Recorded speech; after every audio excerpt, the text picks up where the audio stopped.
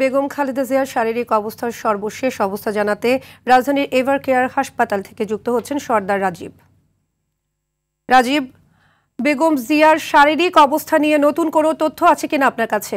থাকলে আমাদের জানাবেন।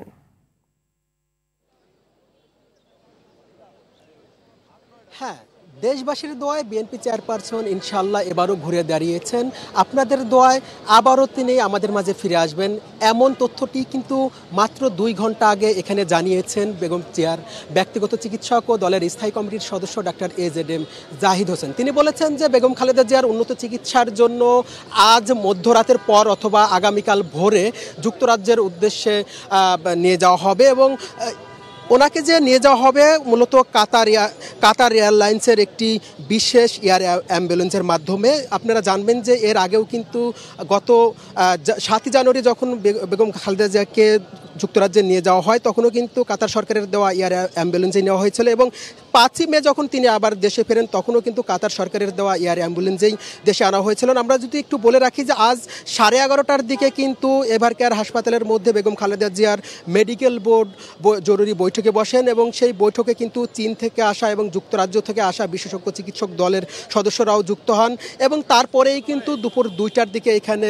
ডাক্তার AZM জাহিদ হোসেন গণমাধ্যমের সঙ্গে কথা বলেন। তিনি আশাবাদী এবং তিনি বলেছেন বেগম খালেদা জিয়াকে যে চিকিৎসাটি দেওয়া হচ্ছে সেই চিকিৎসাটি তিনি গ্রহণ করছেন এবং তার শারীরিক অবস্থা অপরিবর্তিত রয়েছে, অর্থাৎ চিকিৎসকের ভাষায় যেটাকে বলা হয় স্থিতিশীল অবস্থায় রয়েছে এবং তাকে বিদেশে নেওয়ার মতো উপযুক্ত সবাই মনে হয়েছে বলেই তাকে বিদেশে নেওয়া হচ্ছে, এমনটাই কিন্তু জানিয়েছেন।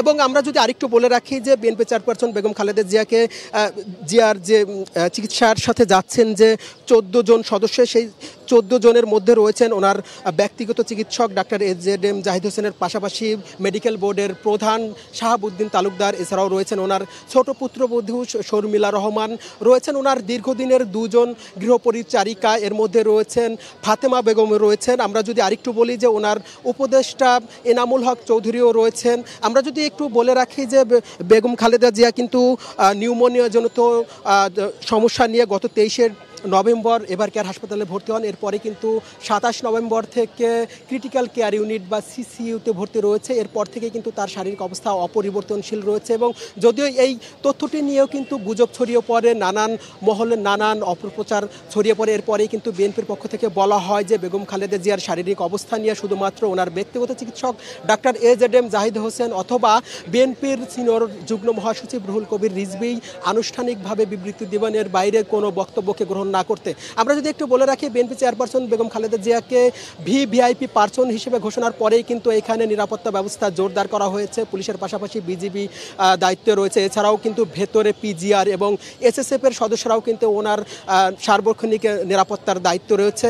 এছাড়াও SSF এর পক্ষ থেকে বলা হয়েছে যে বিএনপি চেয়ারপারসন বেগম খালেদা জিয়ার এবং সরকারের পক্ষ থেকেও বলা হয়েছে বিএনপি চেয়ারপারসন বেগম খালেদা জিয়ার স্বাস্থ্যের যে কোনো প্রয়োজনে অন্তর্বর্তী সরকার সব সময় প্রস্তুত থাকবেন। এই ছিল আমার কাছে সর্বশেষ। সাদিয়া, আমরাও বেগম খালেদা জিয়ার দ্রুত সুস্থতা কামনা করছি। ধন্যবাদ রাজীব।